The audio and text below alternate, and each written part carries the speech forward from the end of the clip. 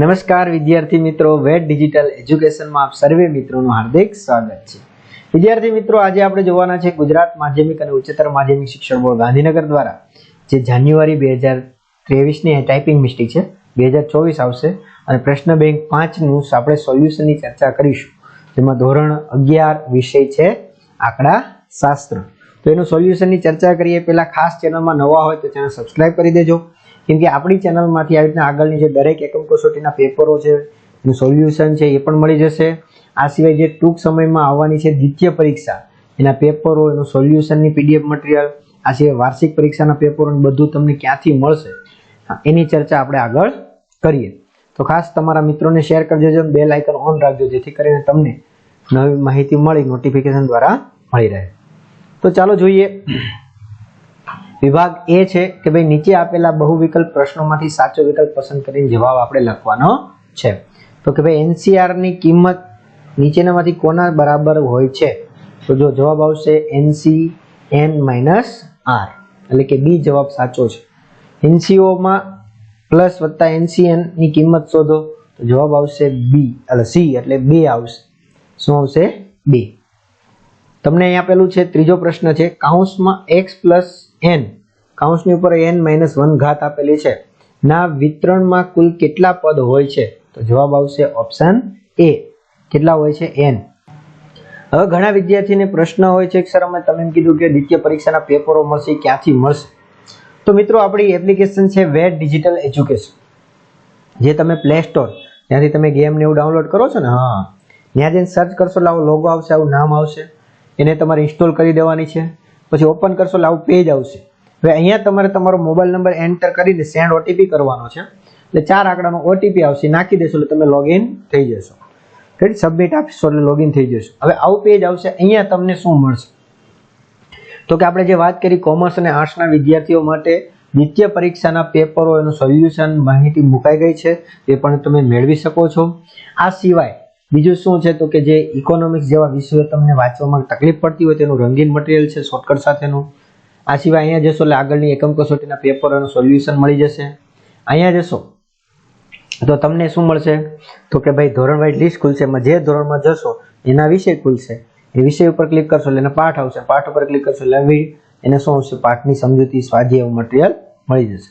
આ સિવાય અહીંયા જે છે મિત્રો તમે જે એકમ કસોટી જે દ્વિતીય પરીક્ષાનું પેપર મોકલશો એ પણ આપણે અહીં મૂકશું, તો એ પણ તમને એક્ઝામ પેપરમાંથી ફ્રીમાં મળી જશે, અલગ અલગ શાળાના દ્વિતીય પરીક્ષાના, એ પણ તમે મેળવી શકશો। અને આવી રીતના મિત્રો આપણી ચેનલમાં ધોરણ 3 થી 12 સુધીનું મટીરિયલ છે, તો તમારા મિત્રો, સગા સંબંધી, ભાઈ બહેનને તમે જાણ કરી શકો છો। ચાલો આપણે આગળ વધીએ પેપરમાં કે ભાઈ x + 1 કૌંસમાં ઉપર n ઘાત છે ના વિતરણનું અંતિમ છેલ્લું પદ જણાવો, તો જવાબ આવશે a ની n ઘાત। એક સમિષ્ટમાંથી પસંદ કરેલ નિર્દેશમાં નીચેનામાંથી શાનો સમાવેશ થાય છે? તો જવાબ આવશે ડી, સમિષ્ટના કેટલાક એકમો। અભ્યાસ હેઠળ આવતી તમામ વસ્તુઓ કે એકમોનો સમૂહને શું કહેવામાં આવે છે? તો જવાબ આવશે બી, સમિષ્ટિ। રેડી, હા। પછી કોઈ મોલમાં પ્રવેશતા દરેક વાહનની સલામતીના કારણોસર થતી ચકાસણી નીચેના પૈકી શાનું ઉદાહરણ છે? તો જવાબ આવશે સરળ યાદચ્છિક નિર્દેશકોનો। નેક્સ્ટ પ્રશ્ન છે, વિધેય f * a b આવશે, એમાં સામેના વિસ્તાર માટે નીચેના વિધાનો પૈકી કયું વિધાન સાચું છે? તો જવાબ આવશે a, fa = કૌંસમાં આપણે છગડીયા કૌંસમાં fx આપેલું છે ex, જ્યાં x = સિગ્મા a। આવી રીતના તમને 9મો પ્રશ્ન આપેલો છે, તમે વાંચી શકો છો કે ભાઈ અહીંયા x * y છે, તો જો x = -1 ને 0, y = 2 4, તો gx = 4 - 2x પરથી જણાવો કે નીચેના પૈકી કયું વિધાન સાચું છે? તો જવાબ આવશે બી, g ને વિધેય ના કહી શકાય। ચાલો gx, જ્યાં આપણે x = 0 2 આપેલું છે, y = 1 5, gx = 2x + 1 પરથી જણાવો કે નીચેના પૈકી કયું વિધાન સાચું છે? તો જવાબ આવશે એ, g ને વિધેય કહી શકાય। ચાલો નેક્સ્ટ આપણે બી વિભાગની વાત કરીએ તો 11C2 ની કિંમત મેળવો, તો કે શું આવશે? તો કે ભાઈ 55। હવે NC2 નું 15 હોય તો n ની કિંમત કેટલી થશે? તો કે 6 થશે। રેડી, અહીંયા જો 55 કઈ રીતના આવ્યા એ તમને જવાબ આપેલો છે ગણતરી કરીને, રેડી, તો જોઈ શકો છો। હવે એ રીતના તમને ત્રીજો પ્રશ્ન આપ્યો છે કે ભાઈ હોય તો શું કરવાનું છે, x અને y વચ્ચેનો સંબંધ શક્ય બે વિકલ્પ લખો. તો એનો જવાબ જોઈએ તો અહીંયા તમે જોઈ શકો છો. રાઈટ, હા જો અહીંયા y હોય તો x વત્તા y બરાબર n અને x બરાબર y. આવી રીતના આપણે આપેલું છે ભાઈ ax વત્તા a એની n ઘાતમાં n બરાબર 6 મૂકતા મળતા વિસ્તરણનો છે સહગુણક લખો ભાઈ.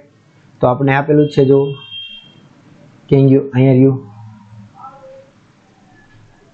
હા અહીંયા રહ્યું જો n બરાબર 6 મૂકતા તો n બરાબર 6 મૂકતા 1 6 15 16 15 20 15 6 1 આ રીતના એમના સહગુણક મળશે. નેક્સ્ટ x વત્તા a કૌંસમાં n વિસ્તરણનું વ્યાપક પદ લખો. તો અહીંયા જોઈ શકો છો વિસ્તરણનું વ્યાપક પદ તો શેમાં આવશે, આ રીતના આવશે tr+1 બરાબર ncr. રેડી, આ રીતના જવાબ આવશે. નેક્સ્ટ આપણે આપેલું છે કે ભાઈ x ની n ઘાતમાં x n વત્તા 1 નો પદનો સહગુણક લખો.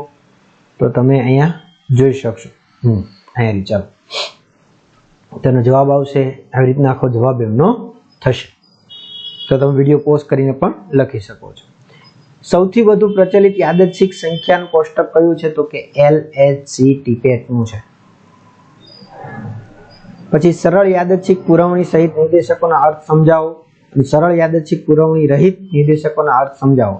તો બંને પ્રશ્નોના જવાબ મિત્રો આપણે જોઈ લઈએ તો અહીં તમે જોઈ શકો છો. જો અહીંયા પુરવણી સહિતનું છે યાદચ્છિક નિર્દેશક છે તો કે સમષ્ટિમાંથી કોઈ એક એકમની પસંદગી કરતા પહેલા અગાઉ પસંદ થયેલ એકમ સમષ્ટિમાં પાછો મૂકવામાં આવે તો તેવા નિર્દેશકને પુરવણી સહિતનું સરળ યાદચ્છિક નિર્દેશ કહેવાય છે.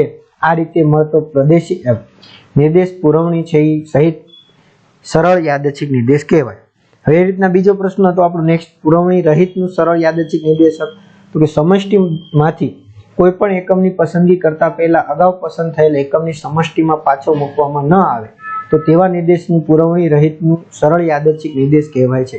આ રીતે મળતો નિર્દેશ પુરવણી રહિત સરળ યાદચ્છિક નિર્દેશ કહી શકાય. ચાલો આગળ વધીએ. એક એક વિધેયના સાંકેતિક વ્યાખ્યા આપો.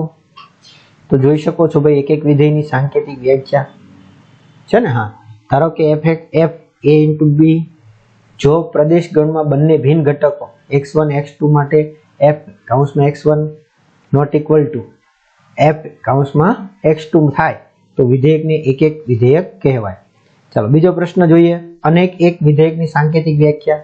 તો પણ તમે જોઈ શકો છો અનેક એક વિધેયની સાંકેતિક વ્યાખ્યા. અને નેક્સ્ટ પ્રશ્ન છે અચળ વિધેયક સાંકેતિક વ્યાખ્યા આપો. તો અહીંયા અચળ વિધેયકની સાંકેતિક વ્યાખ્યા તમે વિડીયો પોઝ કરીને વાંચી શકો છો. તો આ તો આપણો વિભાગ બી ની ચર્ચા કરી. આવી રીતના વિભાગ સી છે કે ભાઈ એક બોક્સમાં 6 સ્ક્રૂ છે જેમાં 2 સ્ક્રૂ ખામીવાળા છે. આ બોક્સમાંથી ખામી રહિત 2 સ્ક્રૂ પસંદ કરવાની રીતો પસંદ કરો. તો એ રીતના તમને બધા પ્રશ્નો છે. પછી પ્રદિક નિર્દેશકના લાભ જણાવો. તો આ હતું મિત્રો આપણું જે એક પ્રશ્ન બેંક છે એનું સોલ્યુશન. હવે મિત્રો મોટા પ્રશ્નો છે એ આપણે જે આગળ મોડેલ પેપર મૂક્યું એમાં એના સોલ્યુશનમાં જવાબો મોટા પ્રશ્નો આપેલા છે ત્યાંથી તમે મેળવી શકો છો. ઇન શોર્ટ ઘણા વિદ્યાર્થી એમ કહેતા સર અમારે આપની પીડીએફ જોતી હોય તો ક્યાંથી મળશે. તો મેં તમને કીધું એમ એક્ઝામ પેપરમાં જશો એપ્લિકેશનમાં તો ત્યાંથી તમને પીડીએફ મળી જશે, ફ્રીમાં મળશે, એનો કોઈ તમારે ચાર્જ ચૂકવવાનો નથી. આ સિવાય દ્વિતીય પરીક્ષાના તમારે મટીરિયલ મેળવી લેજો અને સારી એવી તૈયારી તમે ત્યાંથી કરી શકો છો જેથી તમે સારા એવા ગુણ મેળવી શકો. તો આ વિડીયોમાં આપણે અહીં સુધી રાખીએ. જો બીજા વિષયની એકમ કસોટીનું પેપર હશે એ પણ મૂકી દેવામાં આવશે ચેનલમાં તો ત્યાંથી તમે પ્લેલિસ્ટમાં જઈને અથવા તો ચેનલમાં જઈને બેલ આઇકન ઓન રાખજો તો નોટિફિકેશન દ્વારા માહિતી મળતી રહે. તો આ વિડીયોમાં આપણે અહીં સુધી રાખીએ. Thank you. જય હિન્દ, જય ભારત.